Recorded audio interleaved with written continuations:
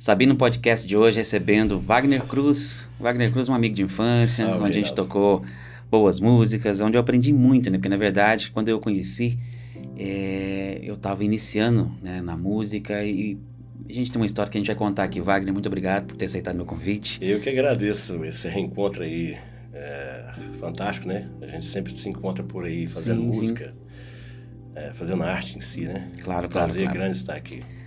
Wagner, falar de você não é muito difícil não, mas eu queria que você contasse quem é o Wagner Cruz. Cara, eu participei de um grupo muito bacana, que chamava Santa Bartolomeia. E eu atuei dentro da Igreja Católica durante mais de 10 anos. E o Santa Bartolomeia, a gente fazia o antigo Encontro de Jovens de Fazenda, né? Não sei se você lembra, eu acho que você deve ter participado de algum.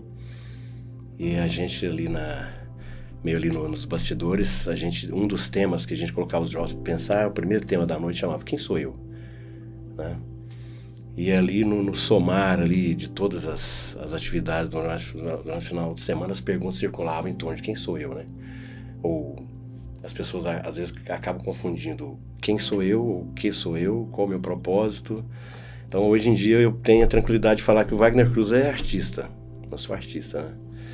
E estou a favor da arte onde quer que eu vá. E na verdade artista em diversos segmentos, né? O artista... Na pintura, sim, no desenho, na música. Sim. Às vezes eu estou escritor, às vezes eu estou compositor, às vezes eu estou pintor, escultor, né? É igual resumir um pouco, né? Eu sou artista, então quando eu me coloco ali, né, à mercê da arte, eu estou sempre fazendo arte, não interessa de que forma ela seja. Sim, sim. E eu já vi, assim, naquela época você já desenhava, mas tinha tinha o karatê, o Kung Fu. Sim, que é uma arte também. É uma arte, né? É uma arte. Eu É lembro uma arte marcial. Uma arte marcial. Como é que chamava lá, gente? Era um negócio de areia? No Areião. Tinha um areião. Chamava Areião. Ali no fundo do Bairro de Fátima, né? Exato. O palco da minha infância. Eu até publiquei um escritor aqui de Bom Despacho, o Major Eudes, né? Uhum. Ele escreveu um livro muito bacana que chama Crônicas do Peneireiro, onde ele faz uma homenagem ali à minha mãe, as histórias que aconteciam ali no bairro de Fátima, né? Quem conheceu o bairro de Fátima ali, que era o final da cidade, né? Tinha um apelido pejorativo da Vila dos Urubus e tal. Eu morei ali. E ali foi o palco da nossa infância, né? A gente viveu ali. Então, eu gosto de falar que o bairro de Fátima ali foi o palco da minha infância, onde eu aprendi tudo, onde eu aprendi a ser artista, né? Então é isso. Eu tô sempre aqui por Bom Despacho, mesmo estando por outros lugares, lá, levando arte, inclusive. Sim, sim. Eu venho dali do bairro de Fátima, né? O Wagner é dali, do bairro de Fátima, ele aprendeu as coisas ali. Eu falo muito que eu gosto de contar que quando eu voltei, né? Toda vez que eu vinha em Bom Despacho, fui pra Nova Sena, que muitos anos, né? Mas eu vinha em Bom Despacho muito rápido, aquela coisa toda, né? E um dia eu, não sei, deu vontade de andar, né? E eu falei assim, mas o que aconteceu com o bairro de Fátima, né? Cadê aqueles lugares que a gente brincava, que a gente corria? Sim. O Areião era um negócio fantástico, assim, parece que é meio... eu acho que, assim... Parece que foi projetado, né? Aquela coisa de você tinha que subir, pular nas areias. Eu lembro de ver vocês assim, lutando, aquela coisa toda bacana, né? Às vezes o sol batendo, você ficava maravilhoso, parecendo cena de filme, né? É um palco, né? Como eu falei, né? Um palco da nossa infância, né? Um palco da nossa Todas infância. as vezes que a gente volta ali para um lugar que a gente foi feliz, a gente sempre quer se deparar com aquilo ali que a gente projetou no passado, né? E quando a gente percebe, a gente se depara com nós mesmos hoje em dia, vira saudade, né? Tá falando dessa questão e as suas origens, então? São puramente bons despachenses. Meu avô veio da Bahia e se firmou aqui como carpinteiro do 7º Batalhão aqui da Polícia Militar, quando estava instalando o 7º Batalhão. Ali era a estação ferroviária. Então meu avô foi carpinteiro ali, fez porta, janela, caixão dos caras que morriam. De repente, acordava meu avô de madrugada, vem cá fazer um caixão porque o fulano morreu. Gente. E da mesma forma que ele fazia essas coisas, ele também construía as próprias cabaças de viola dele, os bandolinhos, os violões, ele construía tudo. Então eu acho que um pouco da arte, dessa arte manual que eu tenho, vem do meu avô. E a parte mental, psico, né? Aí vem a arte, vem do lado da minha mãe. Então por isso que eu trafego nos dois lados, né? Os trabalhos manuais e os trabalhos intelectuais aqui dentro da arte, falando. Então, seus pais então têm origem... Meu pai daqui também. Meu avô que veio da Bahia. Seu avô que veio da Bahia, o restante. Bahia, então sim. Todo mundo nasceu por aqui, né? Parte da minha mãe, pessoal ali do João Pinheiro, ali. Então daqui, todo mundo mineiro mesmo. Wagner, como é que tá a vida pessoal? Pessoal, ela se confunde, a minha vida pessoal hoje está muito se confundindo com o meu lado artístico, né? Depois que eu passei os 50, olha só, contar a idade assim no podcast é foda. Mas depois que você passa dos 50, você começa a tirar um pouco da carga pesada que está nas suas costas, né? Estava conversando com a Branca agora, que onde nós vamos estar agora no ano de 2025, né? Então eu meio que fundi assim meu lado profissional com o lado pessoal mesmo.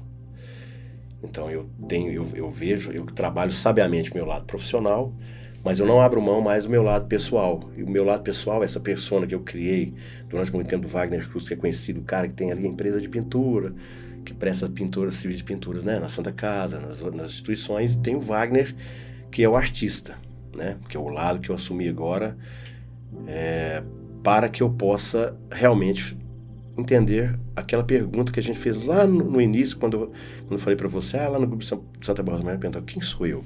Né? Então, o Wagner, do lado pessoal, é esse. Eu tenho juntado, assim, os meus dramas pessoais, né? Passei por um momento difícil, perdi minha esposa e tal. E eu percebi que tudo confluiu, né? Para que eu me tornasse, para que eu tivesse forças para me tornar aquilo que eu nasci para ser, que é trabalhar com arte. Então, tem a minha empresa, onde eu separo o meu lado profissional e no meu lado pessoal, eu estou 100% trabalhando com arte, seja produzindo arte minha, dos meus amigos, dos meus clientes, né? Ô Wagner, você tá falando uma coisa interessante. Eu, quando fiz 40, parece assim, tem 2 momentos na vida da gente, né?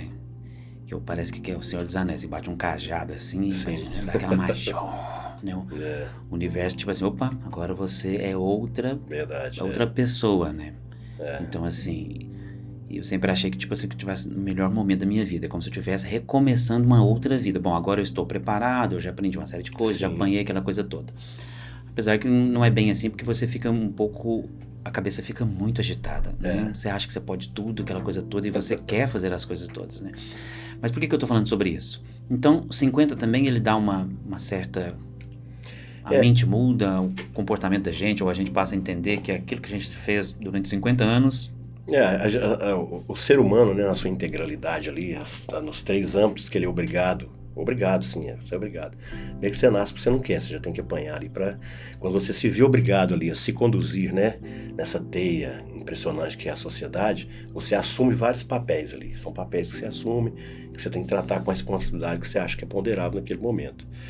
Agora, quando você atinge uma certa idade, aí você começa a trafegar por ali com mais fluidez, né? Então, agora eu estava falando, depois que eu fiz 50, você sente, você ultrapassou do topo, né, ali onde você precisava chegar, e é o momento que você começa a voltar e trazendo as cargas que você achava, né? Primeiro eu sou forte, né? Para mim chegar no cume, eu arrasto as coisas, né? Arrasto tudo comigo, né? Quando eu chegar no cume, eu enxergo tudo lá de cima, eu vejo o quê?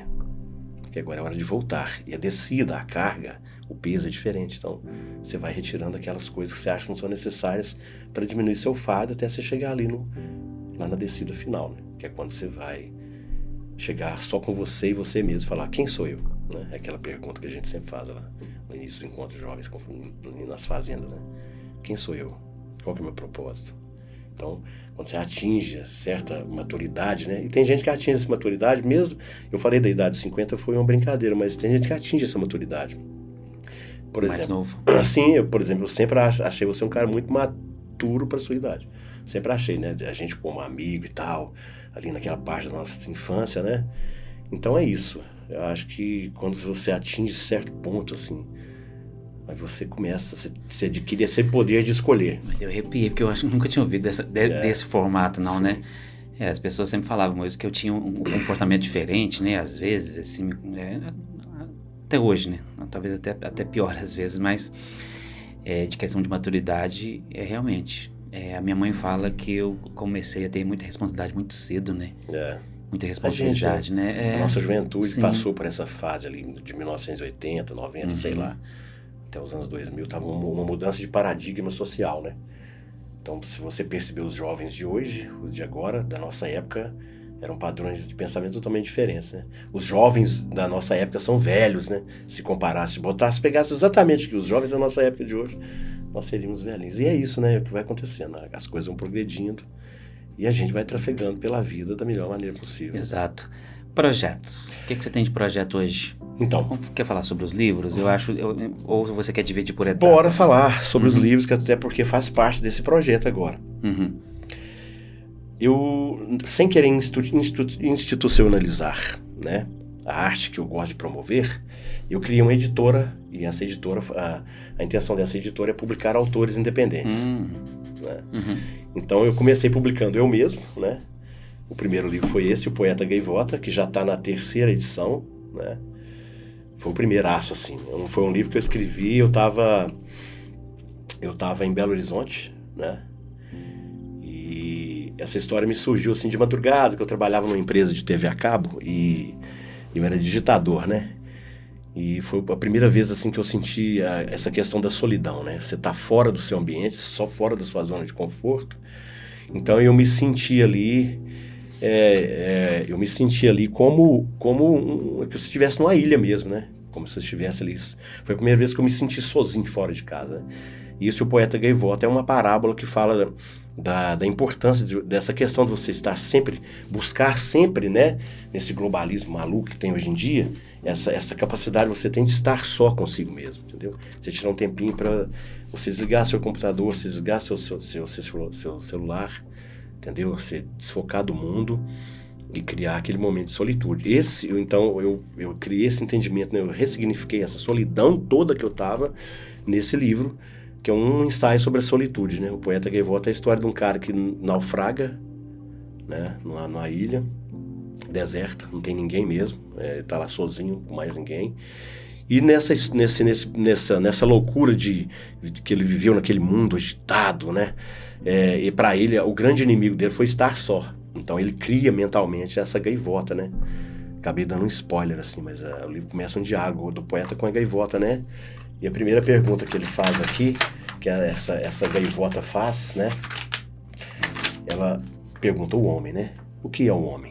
Né? Então, essa ilha, né, que a gente tem, que eu acho interessante, que a gente tem que se colocar de vez em quando, né? Porque nós, nesse mundo globalizado, de rede social, de internet, a gente virou umas ilhas, assim, entendeu? Só que o que acontece é que a gente não está sabendo lidar com nós mesmos nessa ilha. Totalmente. Então você começa a disparar para todos os lados. Então esse livro é um ensaio sobre a solitude e não sobre a solidão, né? Você cultivar a arte de estar sozinho com você mesmo. O Denis esteve aqui e falou sobre isso, que a gente tem que estar no momento da gente, né? Sim. Se recuar, né? Sim. Para dentro de nós. Sim. A Luciana Jorge também esteve aqui, né? Que o episódio dela ainda vai ao ar. Todo mundo amigo, né? Luciana também é ali do Bairro de Fátima, ali. Sim, Luciana Luciana, nossa, assim, a gente gravou aqui, foi, como diz a Branca, a Júlia também estava aqui acompanhando nos bastidores. Foi uma terapia, né? A gente ficou todo mundo aqui, né? Fazendo terapia, gravando podcast, fazendo terapia. Tá certo. E tem um outro aqui que é... Esse é o mais recente, que é o Versos Crônicos, né? Eu, depois que eu mudei pra cá, pra Bom Despacho de novo, eu tava mexendo umas coisas velhas minhas lá, e eu achei um calhamaço, assim, de papel, com um monte de poesias que eu escrevi, que eu comecei a escrever em 1986 até os anos 2000. E eu achei essas poesias, e então eu fiz essa edição desse livro que chama Versos Crônicos, né?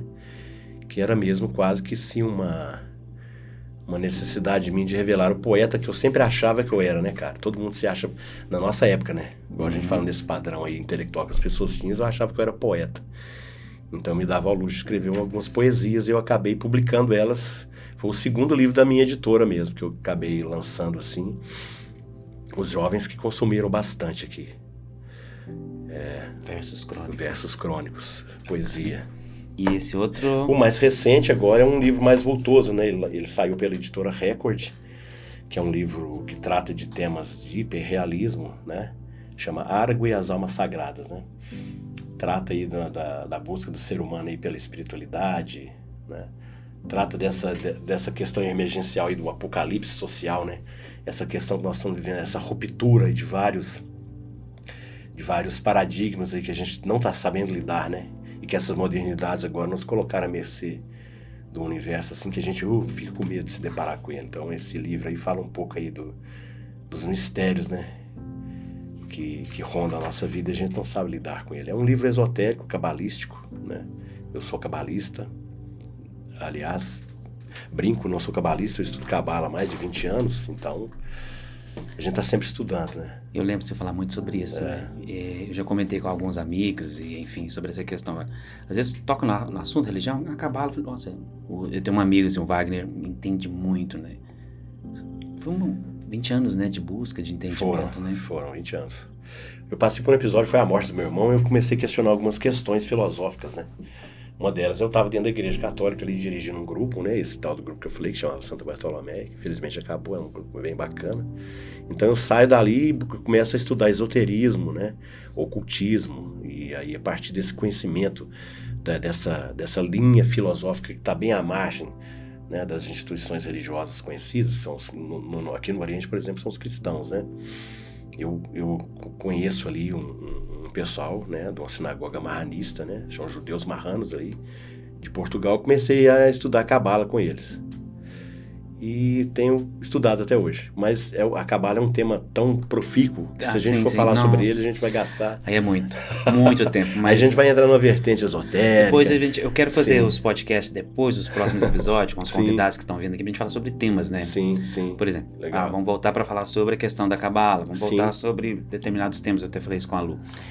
Wagner, esse projeto da editora, então, além de lançar os seus próprios livros, tem a questão também dos artistas independentes. Sim. Inclusive, você já lançou alguns por aqui. Aqui em Bom Despacho, eu lancei 2 escritores aqui. Um foi o Toninho Saudade, na primeira e segunda edição dele, do Tonico, né? Essa Tal Felicidade Mora Aqui. O Toninho é tipo um best-seller aqui na cidade, né?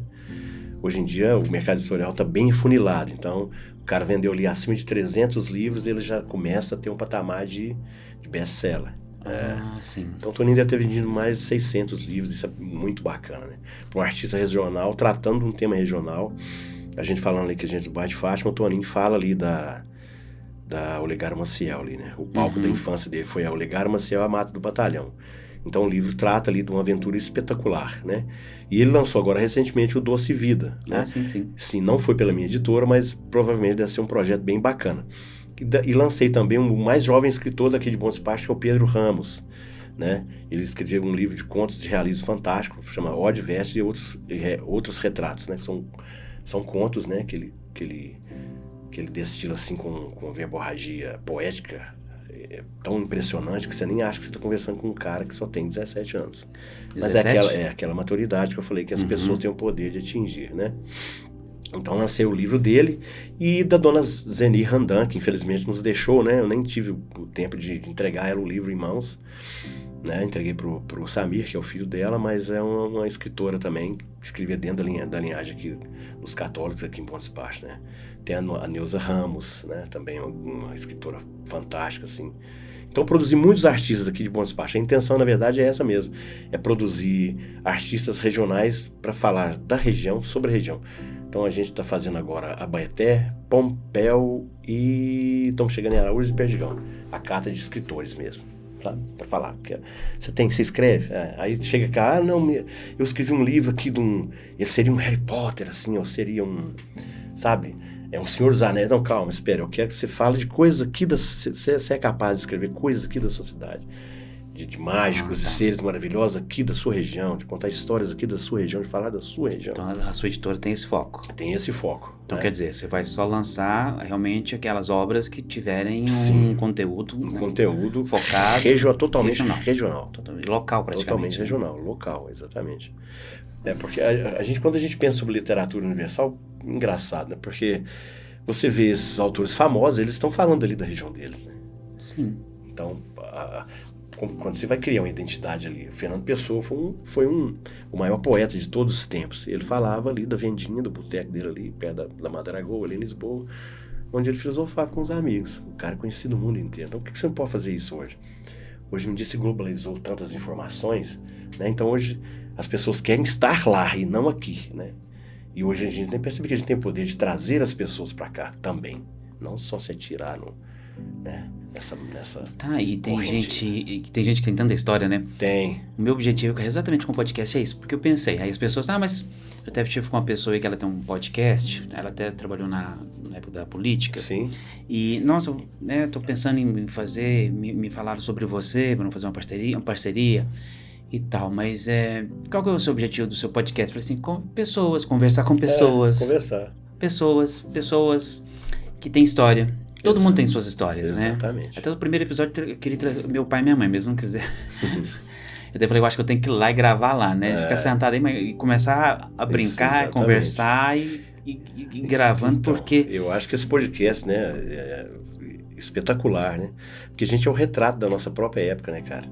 Então, hoje em dia, é isso que eu tava falando. Você vê, você faz um podcast para entrevistar pessoas do local. Pessoas. E, né? É porque a maioria das vezes a gente tem que você vai trazer os empresários, políticos. Não, vou também. Também. Mas eu quero trazer pessoas que fizeram parte da minha infância, Sim.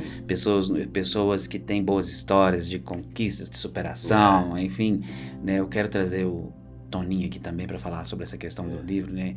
Ele que, por exemplo, assim, já teve essa garra, né, de poder escrever, de falar de coisas o Toninho locais, fala né? assim, o Toninho é um dos artistas mais regionais que a gente tem aqui. O prazer dele é falar em Bom Despacho, das coisas de Bom Despacho. Se for olhar a temática, os livros dele são Ele assim. adora, né? As músicas dele são assim. Ele é tipo aquele americano, né, que põe a bandeira. Sim, põe a bandeira de Bom patriota Despacho, mesmo.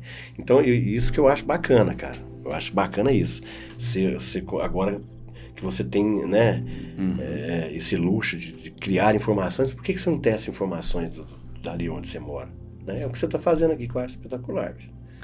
Isso é bom mesmo. Além desses projetos, Wagner, o que está em mente, o que está vindo para, né, vai surgir, vai chegar? A música você teve, né, recentemente lá no Café com Prosa, foi um espetáculo, né? O pessoal achou assim. E olha, gente, é muito importante, né? Quando o artista realmente ele é reconhecido pelo seu trabalho, o Wagner foi lá e as pessoas que estavam no Café com Prosa, elas praticamente não tinham, algumas nem conheciam o café, né? Assim, já ouviram falar. E a gente ficou assim admirado porque era um público diferente, é um público que a gente às vezes assim, poxa, a gente quer esse público aqui. As pessoas têm a impressão que o café não é para todo mundo e as pessoas estavam lá curtindo, né? E boa música, um ambiente muito agradável. E sobre música, tem projetos pra frente, gravações. Cara, então, porque a gente já fez muitas gravações. Já. Nós estamos flertando com outra, ver se tá mais alguma, né? Mas o Wagner, a gente gravava e a gente era impressionante. E os recursos, assim, como... Era muito... Eu, tipo assim, o dia que você mandou uma gravação, que eu fiquei pensando, como é que a gente fez isso? Como que a gente gravou isso? E não ficava ruim, não. Não ficava não. Ligava o microfone e pronto. Eu lembro que eu tinha um som, não sei se era nessa época, Wagner, porque tem muita coisa que eu não lembro mais, sério, a maioria das vezes. Eu tenho esse som até hoje. Ele é um grande que o Flávio, que tocava o teclado comigo, adaptou a entrada. Eu lembro desse P2. Então a gente tirava da mesa ou de qualquer lugar por ali e ele gravava da fita como se estivesse passando pelo leitor de CD. Exatamente. É como se tivesse um filtro. Então a gravação ficava... Se a gente mixava bem ali, os volumes, ela entrava ali quase que... A gente criou uma gravadora ali, uma gravadora portátil. Podia gravar. Criou uma interface. Exatamente. Né? Uma interface não digital, como é que fala? Uma analógica. Uma analógica, interface analógica. E a gente gravou muita coisa, cara. Muita coisa. Gravou muita coisa. E era assim, né? É tipo assim, não tem volta, né? Dá play, play rec e vai embora. E vai embora, né? Vai embora. Esse livro, igual eu te falei, eu achei foi algumas coisas que eu tenho um hábito muito engraçado de guardar coisas. E eu achei essas fitas lá. Tem muita coisa que a gente gravou, assim. Muita coisa bacana, assim, sabe? Que a gente sentava ali e gravava. E nessa questão musical, eu tô voltando a tocar de novo também. Produzindo, compondo muito, né? Eu toco viola, mas eu toco duas... Quando me será que dá pra gente levar a viola?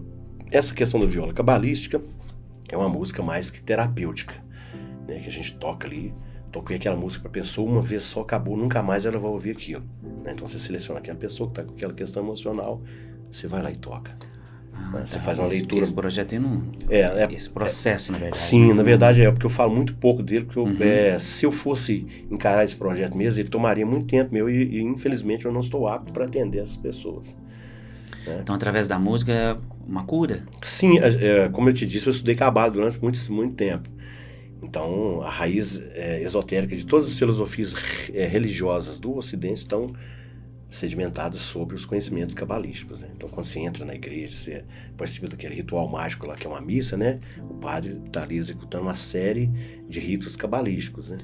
Então, quando você estuda Cabala, você começa a entender a raiz de todas as questões, a raiz de todos os propósitos, né? Então, às vezes o que acontece é que as pessoas, elas saem um pouco de sintonia do seu propósito, né? Então, quando eu afino a viola ali numa determinada afinação cabalística, né? Que eu estudei ali nos textos cabalísticos, né? Todas aquelas notas têm essa a tendência. A afinação também é diferente? De afinar, sim, é outra afinação. Então a gente vai marcar um próximo episódio pra gente falar sobre isso, que eu me interessei. Podemos trazer a viola. A Janaína aqui. teve aqui, trazer a viola pra gente fazer algumas experiências. Sim. A Janaína também teve aqui, ela é terapeuta, né, branca. A Janaína é a parte com a musical também. Só que ela trouxe uma cama, essa cama, você deita e ela tem só a nota Fá. Sim, são 80. O Fá é a afinação do meio ali, né? Ele equilibra todas as afinações. Ela falou, parece que o universo, o planeta todo tá ali, sobre tá as Fá, bordas a do afinação Fá. tá em Fá. Porque não sabia que eu sou músico, né? Sabia que o planeta Terra tinha afinação, não. Basicamente, o que os primeiros músicos fizeram foi organizar os sons, né? Então, quando a gente vê as 7 notas musicais, sim. são 7 notas que foram organizadas daquela forma. Mas, basicamente, todo som emite uma nota musical. Tem uma frequência, uma nota. Todo som. Exatamente. Faz um teste bacana. Hoje em dia, para facilitar a vida dos músicos, tem os afinadores ali, né? Você bota o celular, e dá uma nota, né? Faz um teste pra você ver com os sons, assim, as notas que dão. Mas dá mesmo. Porque o universo... Às vezes, quando eu já usei o digital, que às vezes você tava ali, você não tinha pedaleira, aquela coisa toda, eu pegava o celular e... Às vezes, mas eu tô dando a nota minha, tá aparecendo outra, mas porque ele tava captando alguns ruídos, né, que estavam próximos dele ali. Wagner, você não chegou a gravar CD? Não, eu nunca gravei. Nunca gravei. Eu tenho muita música gravada, mas você nunca peguei assim...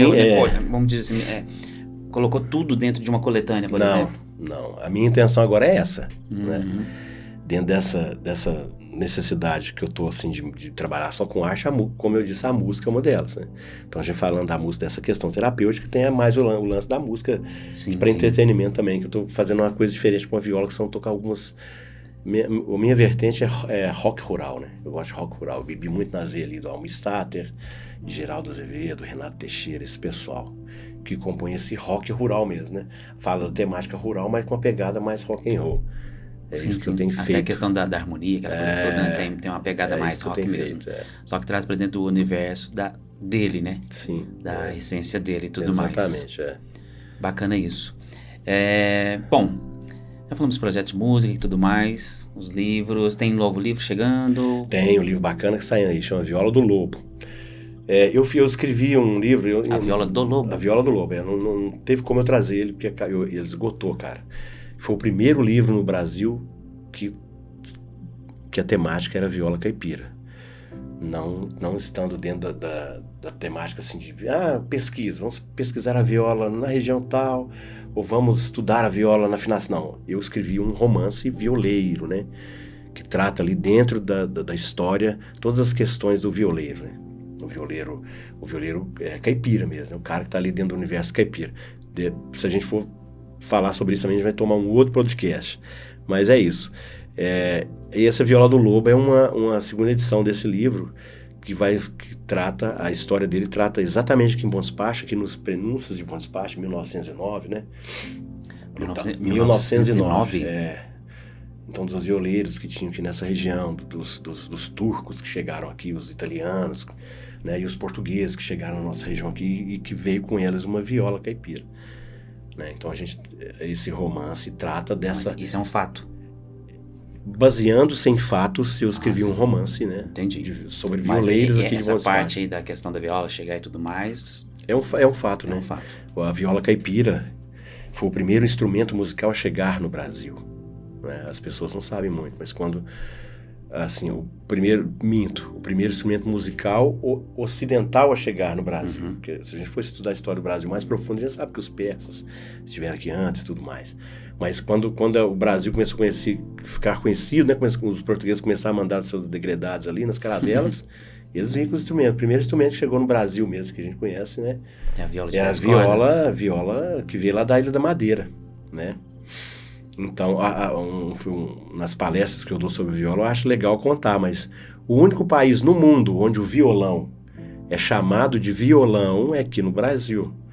Né? Nos outros lugares nos Estados Unidos é chamado de Spanish guitar, né? Guitarra espanhola. Né?